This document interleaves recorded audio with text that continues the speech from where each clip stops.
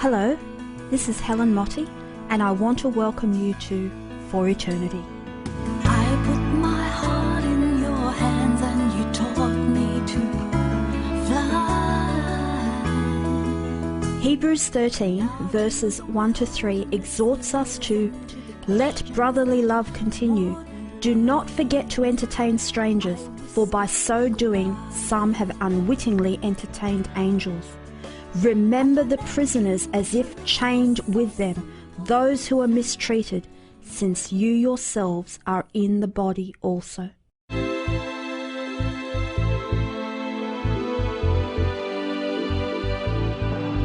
I would like to invite everyone who is listening today to find a few moments to go to Google Earth and type in North Korea at night. I did this recently, and what I saw was a sobering physical representation of the spiritual, political and economic darkness that envelops this country. From space, North Korea is literally a black hole, with but a few twinklings of light shining out from within the capital of Pyongyang. There is virtually no electricity for the country's estimated 25 million citizens. And while surrounding countries like China and South Korea are lit up like proverbial Christmas trees, North Korea is enfolded in a blackness that tragically and graphically portrays the oppression and suffering of its people. In December 2012, John Metcalf wrote in his post a new highly detailed image of North Korea's lack of electrical infrastructure. The residents of North Korea entered an extended age of blackness in the early 90s when the Soviet Union collapsed, taking with it Pyongyang's source of cheap communist fuel. Power stations fell into disrepair, leaving the country at a dismal 71st place in the 2009 worldwide ranking of national electricity production. South Korea is 12th. He continues, "The world has known of North Korea's night invisibility for a while. On imagery captured by military satellites in the 90s, the country shows up like a gaping hole in the flaming latticework of light that is Japan, South Korea, and China. NASA has featured material on its Earth Observatory site, pointing out that North Korea has fewer lights than the Yellow Sea, where glowing fishing vessels appear to form a line as if marking a watery boundary between nations." Metcalf poignantly sums up his article by saying, "Pyongyang has a probable population of more than 3 million people, but you wouldn't know it looking down on the city from space. Only the faintest of glimmers rise from the metropolis, as if all its residents are huddling in the dark for their supreme leader's surprise birthday party." In a post dated April 10th, 2012, Anthony Watt's title carries a dark irony that also aptly describes this black hole in which our brothers and sisters are existing. He writes, "A new high-resolution look at North Korea, where it is Earth Hour every night."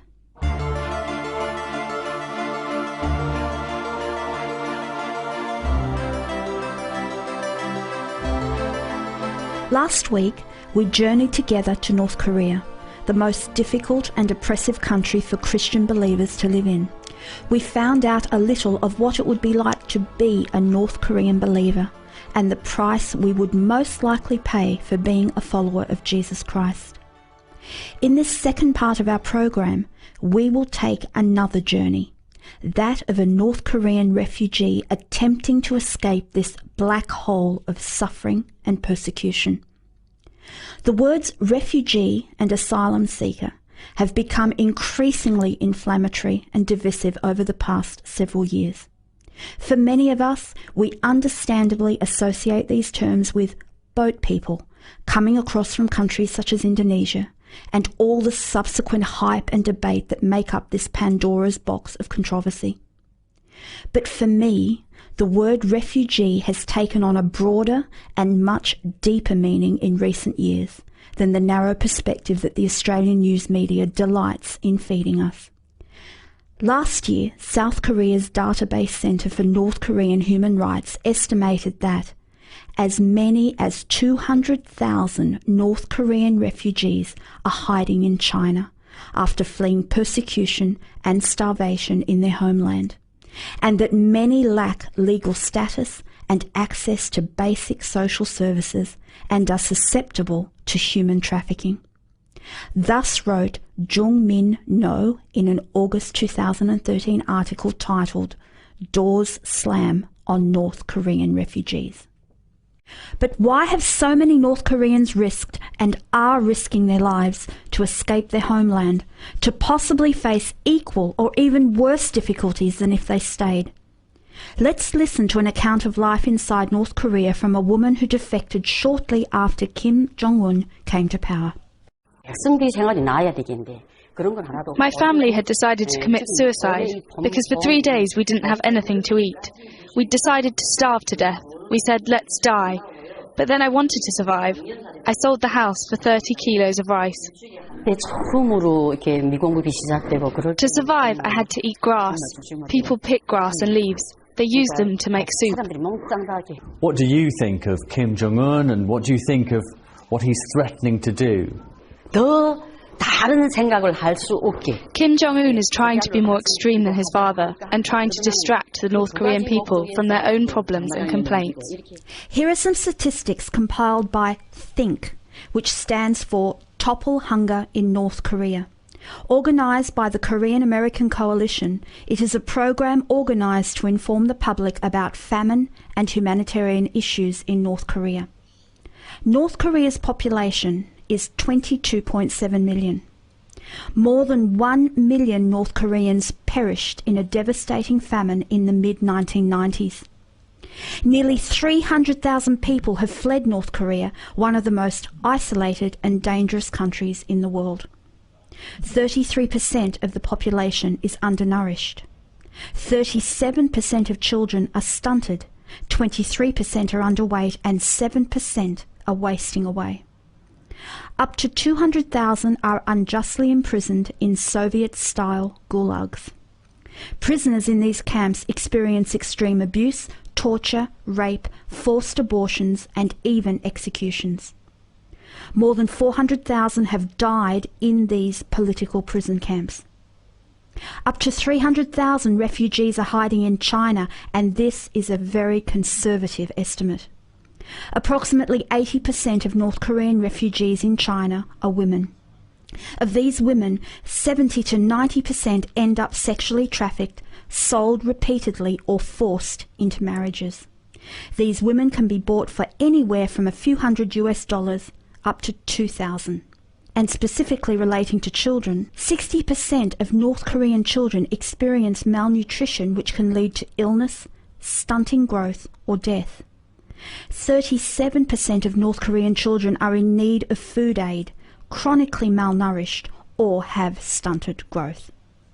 23% of North Korean children are severely underweight, while many lose their lives from malnutrition.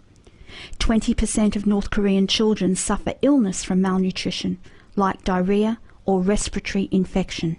If you lived in a country like that, would you be tempted to undertake a desperate journey, crossing illegally into China, risking exploitation, abuse, and possible imprisonment and repatriation, to at least be able to get enough food to eat for yourself and your family?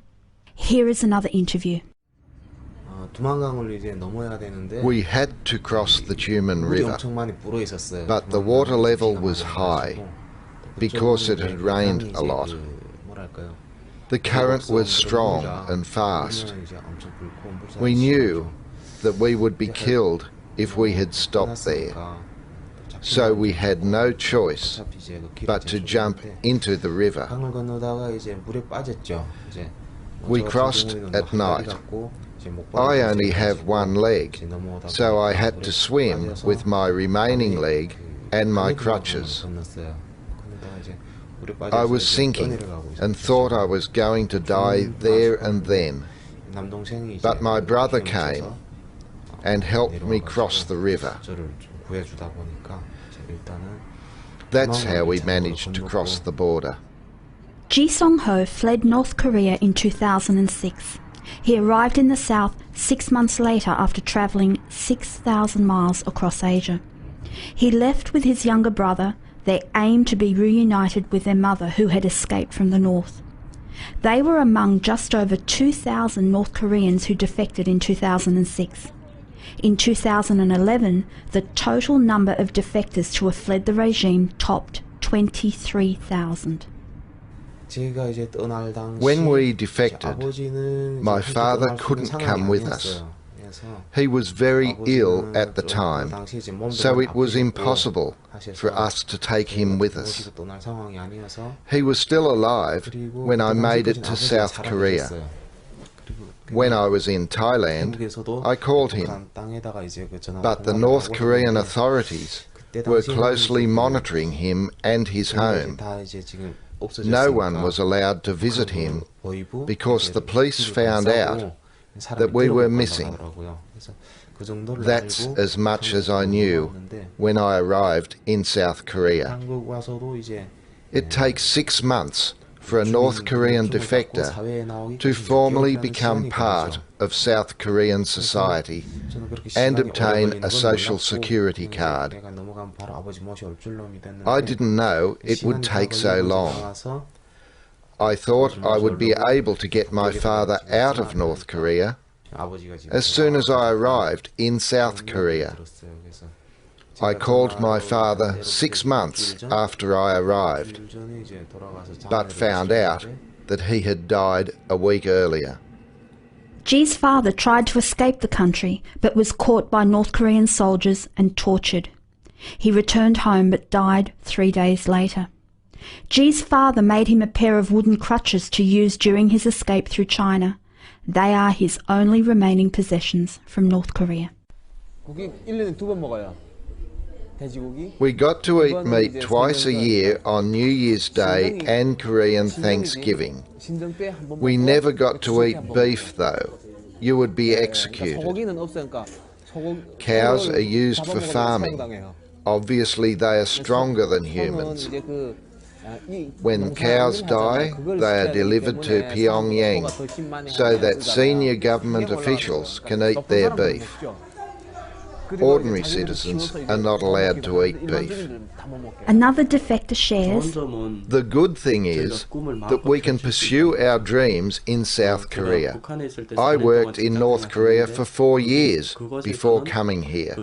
In North Korea, you basically have to work at an assigned job all your life, whether you like it or not. Unless your family is part of the elite group, then you can do whatever you want. In North Korea, it's like they have royalty. The royalty, they can get any job they like, but normal people have to do whatever they are assigned to do. That's the reality in North Korea. Ji then says, when I was 16, before I graduated from school, I was involved in a train accident. I had no hope in North Korea. Disabled people are treated like dogs. Even if you die, they don't care. Ji is now studying law. He travelled 10,000 kilometres from North Korea to get to South Korea. Chinese soldiers near the border try to stop North Koreans entering China illegally. Many defectors are sent back to North Korea and many die on their way to the south. Ji says it would be better for one of us to live than for us to die together. So they all took different routes. Ji and his brother were finally reunited in Thailand after many months.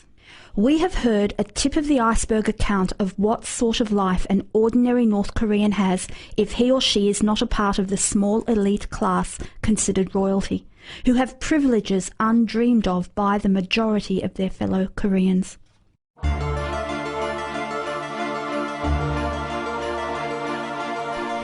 So what if you are a Christian in North Korea? You can make the decision to try and escape into China, like so many of your countrymen before you, or you can decide to stay and live as part of a growing underground church which is willing to pay the ultimate price for being a follower of Jesus Christ. As we heard last week, being caught with a Bible or Christian materials can earn you swift execution. Meeting together is illegal, and if one has small children, even praying or singing aloud is dangerous, as an innocent remark in a schoolyard or on the street can lead to a living death in a political gulag for 3 generations in the family.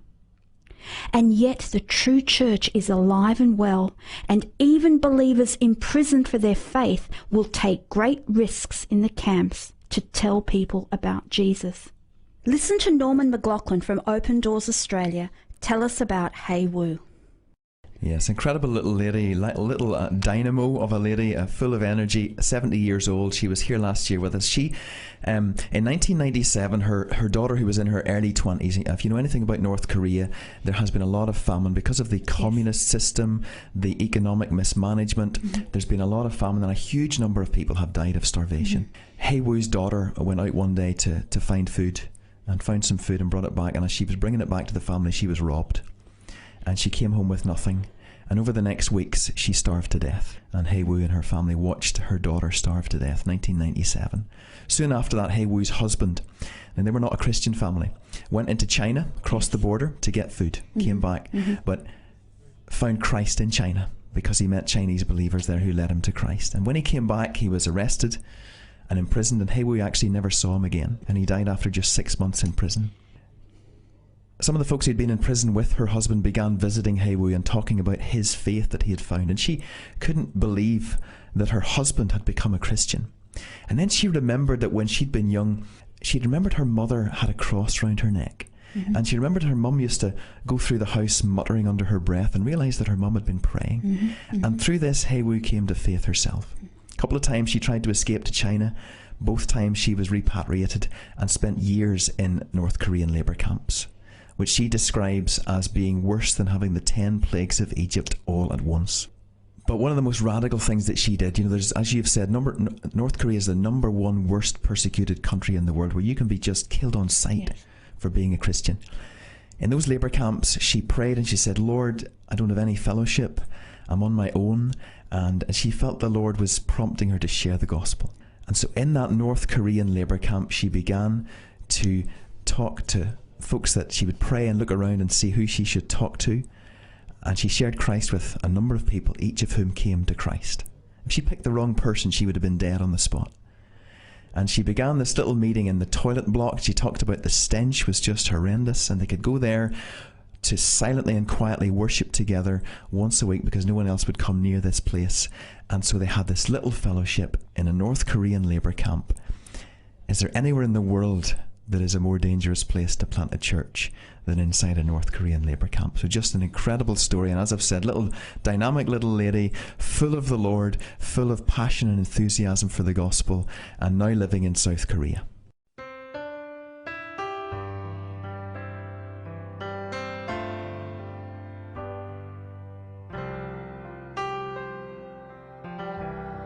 In prisoner's chains, with bleeding stripes, Paul and Silas prayed that night, and in their pain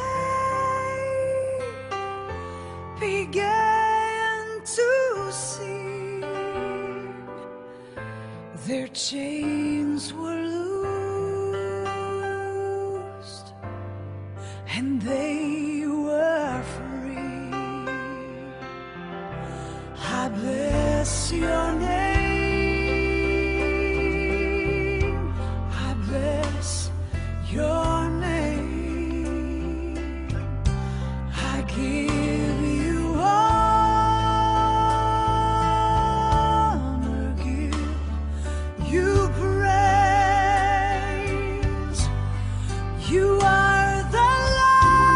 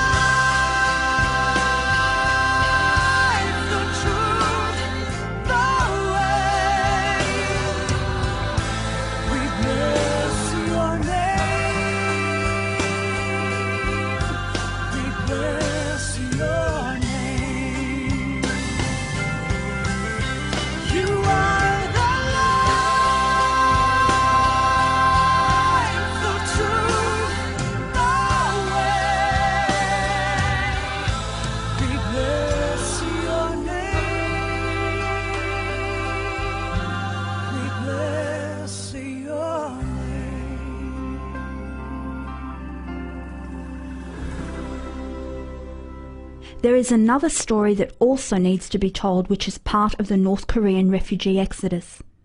Many North Koreans who cross into China are being taken in by Chinese Christians who not only feed and shelter them at great risk to themselves from Chinese authorities, but share the gospel of Jesus Christ with them. These refugees can stay in a safe house for weeks, even months, and some who become believers are now making the most extraordinary decision of all. Instead of proceeding on through China to eventually arrive in South Korea, where a life of freedom and plenty awaits them, they are deciding to turn around and go back to North Korea as one-way missionaries to share the life-giving gospel with their family and friends. Why are they being known as one-way missionaries? Because to return to North Korea guarantees them eventually either prison or death. These are our brothers and sisters whom the world, and tragically most of the Western Church, will never hear of or care about. The ones who have taken up their cross literally to follow their Lord. These are the ones who are willing to lose their life in order to gain eternal life, and to hear the words of their King, "Well done, good and faithful servant." The question that is haunting me as I hear and read their testimonies is, does Christ expect any less from me? There are also believers who risk their lives in different ways. They have dedicated themselves to crossing borders and taking in Bibles and other much-needed materials to the Christians inside North Korea.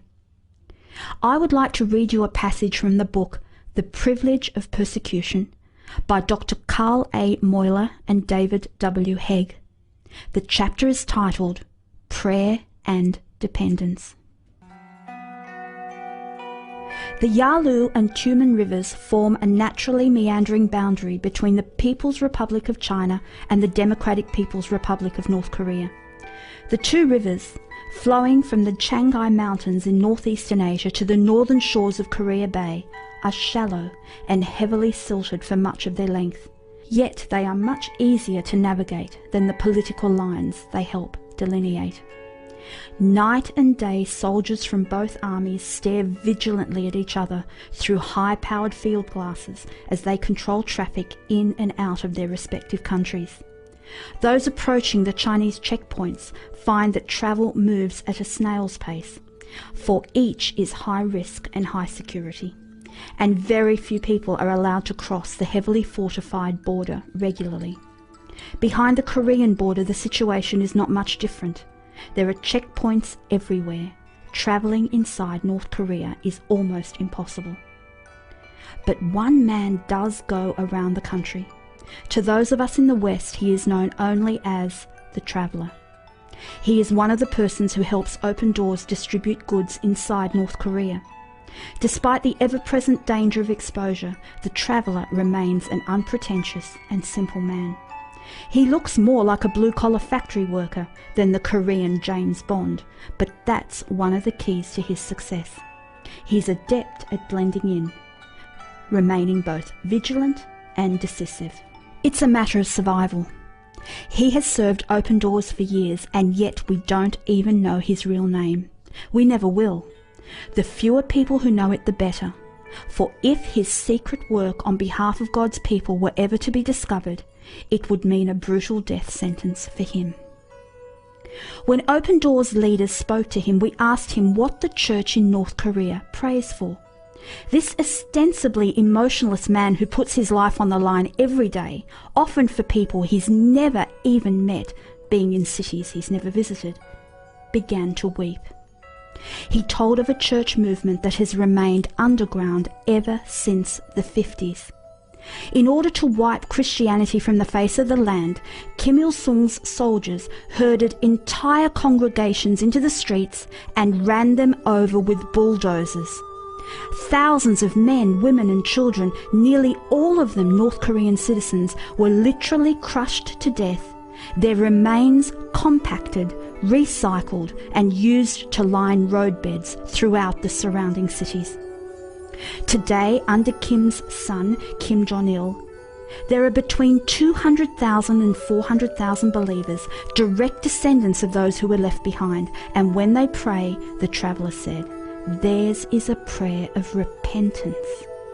Ironically, their genuine and sorrowful penitence doesn't correlate to anything they've done personally, nor is it even rooted in a tragedy of their generation.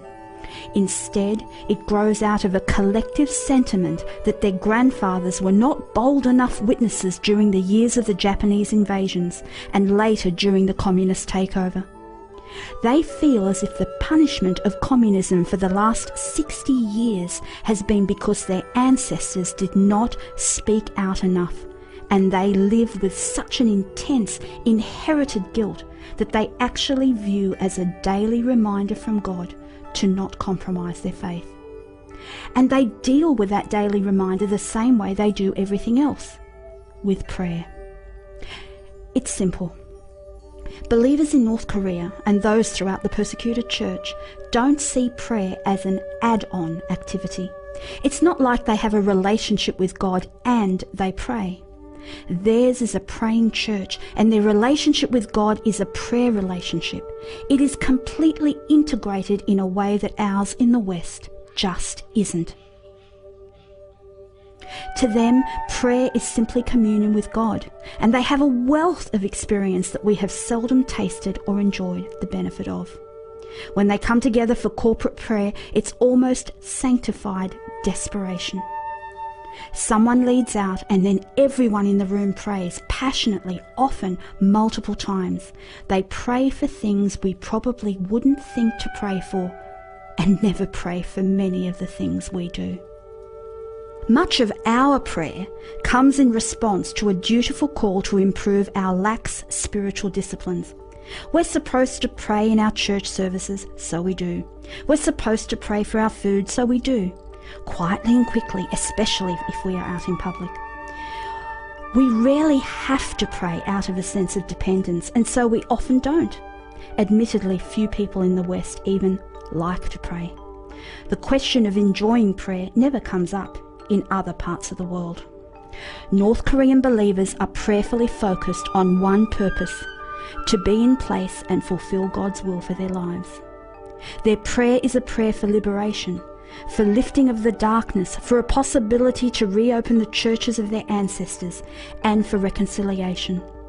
So despite the dangers, the traveller continues to equip believers with commentaries, Bibles, radio resources, training and encouragement to keep them focused on the Lord. In a country where a church is completely underground and believers rarely meet, believers often pray alone, but they pray with one voice. The traveller knows that if there's ever going to be freedom there, it will be because of prayer. Already, Christians are free in Christ. Blessed is the man who does not walk in the counsel of the wicked. Blessed is the man who doesn't stand in the sinner's way, or sit in the seat of the mocker. Blessed is the man,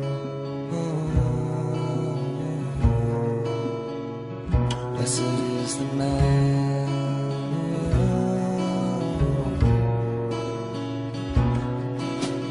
blessed is the man, that man for his delight is in the law of the Lord. Blessed is the man, that man he meditates on the word both day and night. And he shall be like a tree that's planted by the streams, which yields its fruits in a season, and whatever he does will prosper. All that he does succeeds.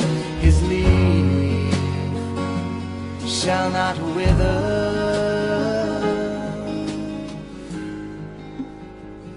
not so the wicked. They will be like chaff, but the wind will blow away, away. The wind will blow away. Therefore the wicked man in the judgment will not stand, nor the sinners in the assembly of the righteous. For God watches over the way of godly men, but the way of the wicked, their way will perish.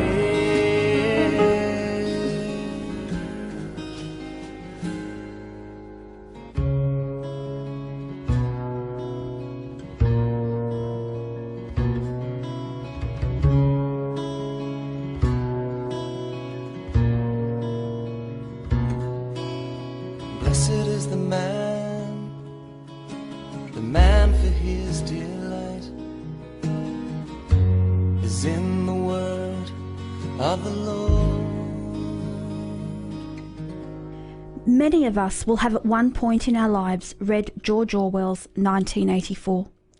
I remember reading it in my late teens, and although aware of the brutality of totalitarian regimes through history classes and the experiences of my mother's family as White Russians during the Revolutionary War in 1917, this book still remained in its essence a fiction work, imaginatively crafted by a skilled writer. I particularly recall the fact that every house in this brave new world was fitted with a television monitor that broadcasted government propaganda 24/7. This could never be switched off, only turned down in volume. Everything and everyone was constantly monitored, and the entire population existed in the grey, relentless certainty that nothing was certain, and all that the regime daily broadcasted was true, until proven otherwise. North Korea is that Orwellian world, but so much more horror-filled and beyond the imagination of us in the West. And its political prison camps? We know they exist. Satellite images confirm that. But all our information about what happens inside them has come from North Korean defectors and ex-prison guards. Let me read you from Blaine Hardin's book, Escape from Camp 14, the true story of Shin Dong-haik, the only human being born in a North Korean prison camp ever to have escaped. North Korea's labour camps have now existed for twice as long as the Soviet Gulag, and about 12 times longer than the Nazi concentration camps. There is no dispute about where these camps are. High-resolution satellite photographs accessible on Google Earth to anyone with an internet connection show vast fenced compounds sprawling through the rugged mountains of North Korea. The South Korean government estimates that there are about 154,000 prisoners in the camps, while the US State Department and several human rights groups have put the number as high as 200,000. After examining a decade of satellite images of the camps, Amnesty International noticed new construction inside the camps in 2011 and became concerned that the inmate population was increasing, perhaps to short-circuit possible unrest as power began to shift from Kim Jong-il to his young and untried son. There are 6 camps, according to South Korea's intelligence agency and human rights groups. The biggest is 31 miles long and 25 miles wide, an area larger than the city of Los Angeles. Electrified barbed wire fences, reinforced by guard towers and patrolled by armed men, encircle most of the camps. 2 of them, numbers 15 and 18, have re-education zones where some fortunate detainees receive remedial instruction in the teachings of Kim Jong-il and Kim Il-sung. If prisoners memorize enough of these teachings and convince guards they are loyal, they can be released. but they are monitored for the rest of their lives by state security. The remaining camps are complete control districts, where prisoners who are called irredeemables are worked to death. Shin's camp, number 14, is a complete control district. By reputation, it is the toughest of them all because of its particularly brutal working conditions, the vigilance of its guards, and the state's unforgiving view of the seriousness of the crimes committed by its inmates, many of whom are purged officials from the ruling party, the government and the military, along with their families. Established around 1959 in central North Korea, near Kaichon County in South Pyongyang Province, Camp 14 holds an estimated 15,000 prisoners. About 30 miles long and 15 miles wide, it has farms, mines and factories threaded through steep mountain valleys. Although Shin is the only person born in a labour camp to escape and tell his story, there are at least 26 other labour camp eyewitnesses who are now in the free world. They include at least 15 North Koreans who were imprisoned in Camp 15's Edification District and who won their release and later turned up in South Korea. Former guards from other camps have also found their way to South Korea. Kim Yong, a former North Korean lieutenant colonel from a privileged background in Pyongyang, spent 6 years in 2 camps before escaping in a coal train. A distillation of their testimony by the Korean Bar Association in Seoul paints a detailed picture of daily life in the camps. A few prisoners are publicly executed every year.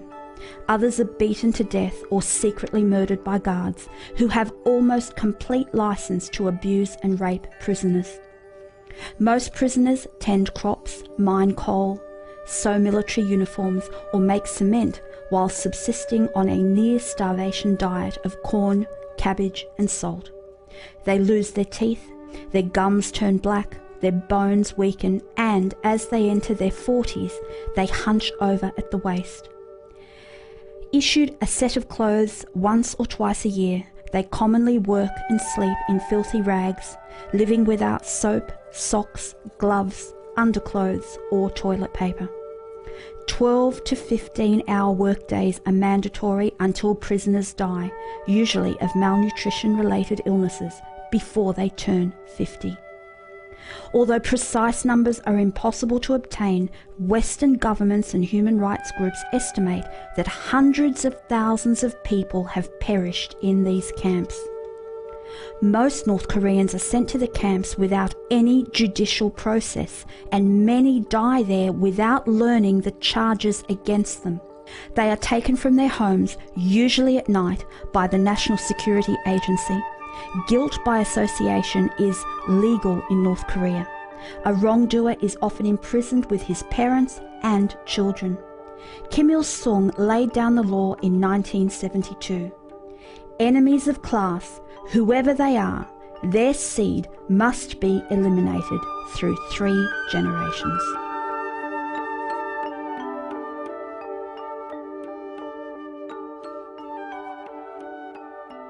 North Koreans who make it into China, as we have already heard, face hardships and challenges which are a universe removed from the comfortable lives we live here in Australia. China is hostile to North Korean defectors and in fact refuses to acknowledge them as genuine refugees. For blatantly political reasons and to not risk jeopardizing her relations with the dictatorship, China views all North Korean refugees as economic illegals and therefore has an agreed policy with Pyongyang to send back refugees caught within its borders. China has also refused the UNHCR access to its border with North Korea to assess the true state of these economic migrants. In the midst of these human rights travesties, there is, however, hope and light emanating from this darkness and tragedy. Individuals and Christian and human rights groups are not only speaking out for the oppressed and persecuted, they are involved in an underground railway which helps North Korean refugees get to the West. The story of this extraordinary movement is captured in Melanie Kirkpatrick's account, Escape from North Korea, the untold story of Asia's Underground Railroad. Here is an introduction to whet your appetite to read this book and to pass it on to others. It is a crime to leave North Korea, yet increasing numbers of North Koreans dare to flee. They go first to neighbouring China, which rejects them as criminals, then on to Southeast Asia or Mongolia, and finally to South Korea, the United States, and other free countries. They travel along a secret route known as the New Underground Railroad. With a journalist's grasp of events and a novelist's ear for narrative, Melanie Kirkpatrick tells the harrowing story of the North Koreans' quest for liberty. Travellers on the New Underground Railroad include women bound to Chinese men who purchase them as brides, defectors carrying state secrets, and POWs from the Korean War held captive in the North for more than half a century. Their conductors are brokers who are in it for the money, as well as Christians who are in it to serve God. Just as escaped slaves from the American South educated Americans about the evils of slavery, the North Korean fugitives are informing the world about the secretive country they fled. Escape from North Korea describes how they also are sowing the seeds for change within North Korea itself. Once they reach sanctuary, the escapees channel news back to those they left behind. In doing so, they are helping to open their information-starved homeland, exposing their countrymen to liberal ideas and laying the intellectual groundwork for the transformation of the totalitarian regime that keeps their fellow citizens in chains. So what can we do here in Australia to remember our brothers and sisters in North Korea as if chained with them? There is much we can do. We can choose to be aware and to know what is going on. We can proactively and passionately share this information and the testimonies coming out of North Korea with all who cross our path. When we know, we can pray specifically and fervently. We can give sacrificially towards the printing of Bibles and Christian materials and the providing of physical needs such as medicine and food. And we can go. Yes, there are even opportunities to visit Pyongyang if you are convicted you are meant to go.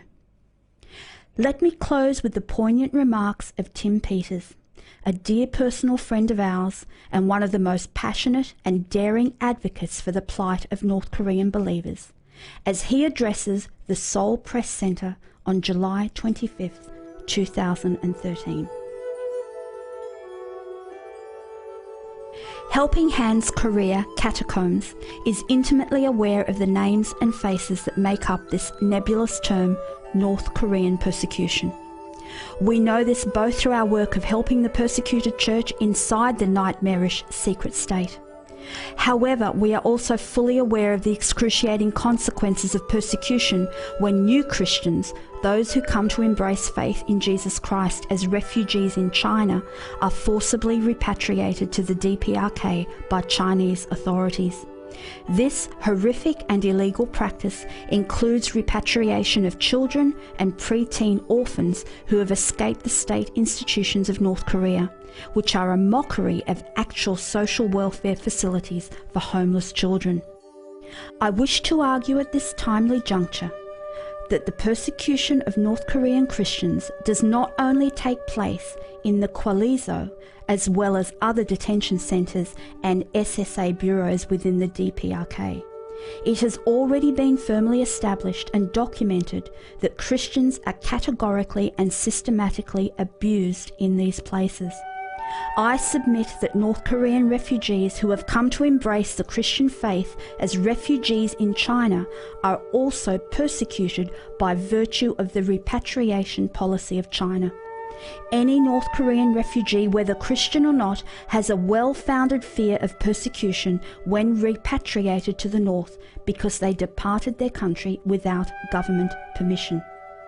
Please note, that newly converted North Korean refugees have a double reason to tremble in fear at the coming wrath by authorities, since Chinese authorities routinely provide their DPRK counterparts background information, including contact with Christian missionaries, on captured refugees that are being repatriated. In effect, by virtue of the policies of two nations, outright Christian persecution by the DPRK and forcible repatriation of Christian refugees by the government of China that has full knowledge of the inhuman treatment that Christians will face after repatriation, we can say that North Korean Christians are the victims of persecution by state fiat. That is, by virtue of the policies of two nations, the DPRK and China, which acts as an enabler of the persecution policies of its neighbour. It is imperative to combat both sides of this persecution.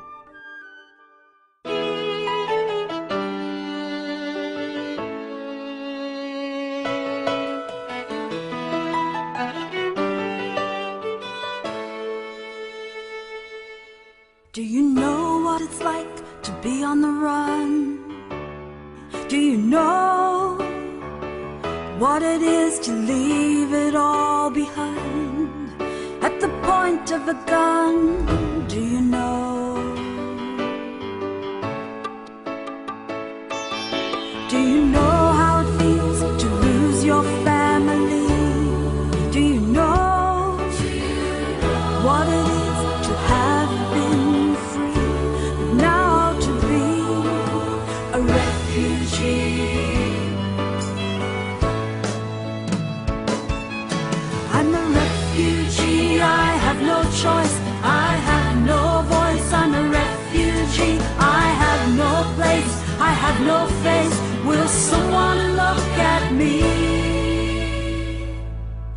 Do you know what it is to have no rights?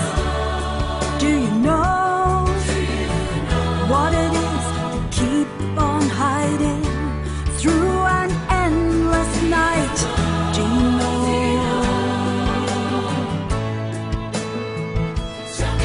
Do you know how it feels to hear a mine explode?